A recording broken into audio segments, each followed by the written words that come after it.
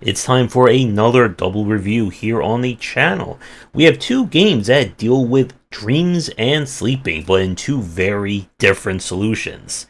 We're going to be reviewing Neverawake and Lucy Dreaming.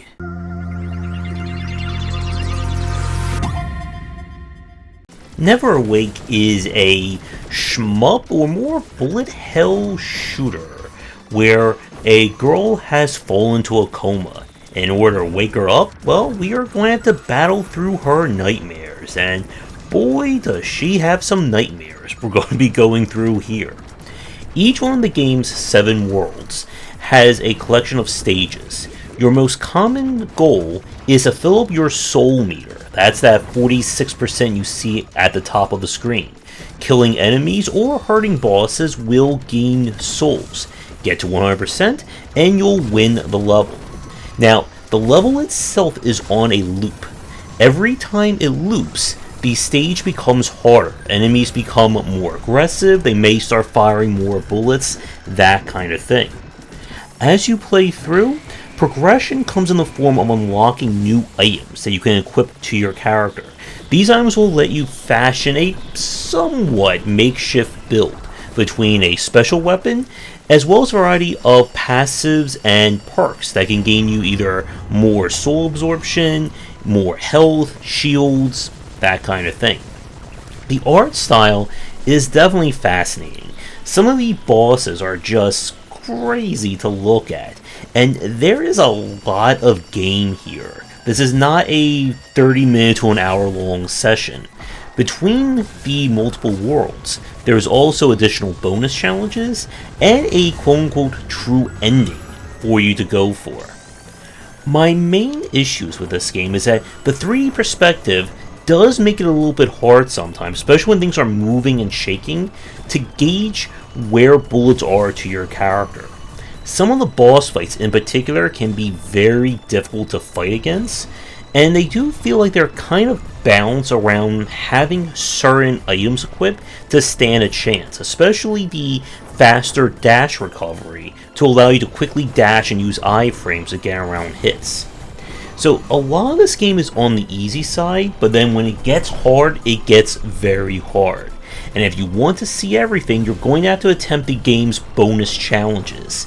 And these can certainly lead to some hair pulling, especially having to look for a specific warp to go through, as well as beating levels on a single loop, which requires an almost perfect kill of every enemy in the single loop. If you're not a fan of shmups and bullet hell, this is not going to be the game for you. But if you are looking for one that is definitely going to be on the longer side with some very interesting visual designs, then I would recommend checking this one out. So with that said, we're going to take a quick break, and when we come back, we're going to take a look at Lucy Dreaming. And if you're interested in my thoughts on design, then be sure to check out my game design books. For entry-level students, we have 20 essential games to study, and then the Game Design Deep Dive series that takes an extensive look at different genres, with more coming soon. We now turn to Lucy Dreaming, and despite the screenshot here, this is definitely not adventure games for dummies. We play as Lucy, a little girl in a strange town who's haunted by nightmares. And these nightmares have something to do with a strange mystery that is going around in this town. And it's going to be up to us and Lucy to figure things out by both exploring the town and our own nightmares to figure out what is happening. So this is an adventure game in the style of kind of 90s LucasArts era. So Maniac Mansion, Day of the Tentacle, Monkey Island, that kind of deal. Lucy, of course, has her lovely little verb interactions in the bottom left corner of the screen, and you're going to be exploring the entire town looking for items, MacGuffins, and solutions to the various puzzles. The structure of this one is that you'll explore both the waking world, and then this will unlock the ability to manipulate or go into different dreams. The dreams themselves, of course, have their own settings, wacky logic, etc., etc.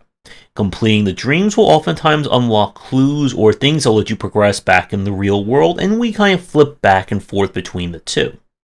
Now, This is definitely on the more advanced side in terms of the logic and deduction of an adventure game.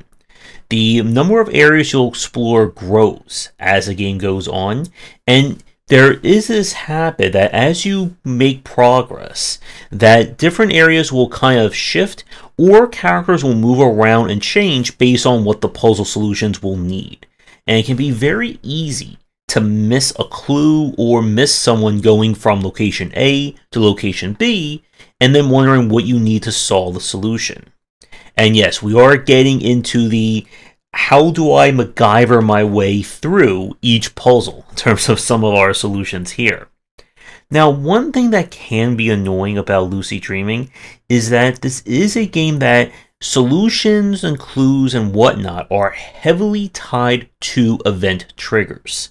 What that means is that you can know the solution to a puzzle, you can know exactly what item you need or who you need to talk to, but if you didn't complete the right trigger before that, either talking to somebody else, looking at something in the environment, the game will not allow you to use the correct solution.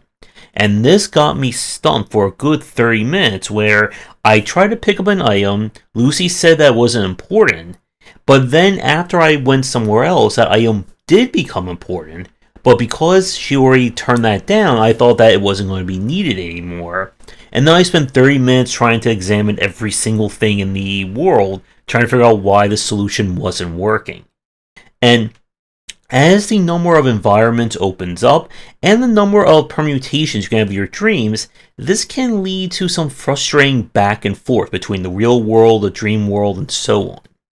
So Lucy Dreaming is a pretty good adventure game. This is not the adventure game to show someone who has never touched the genre.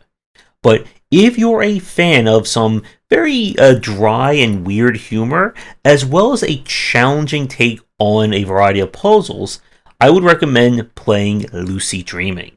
So, with that said, we're going to wrap up this double review here. Let me thank the developers for submitting keys. Again, if you'd like me to play your game in the future and check it out here, please get in touch.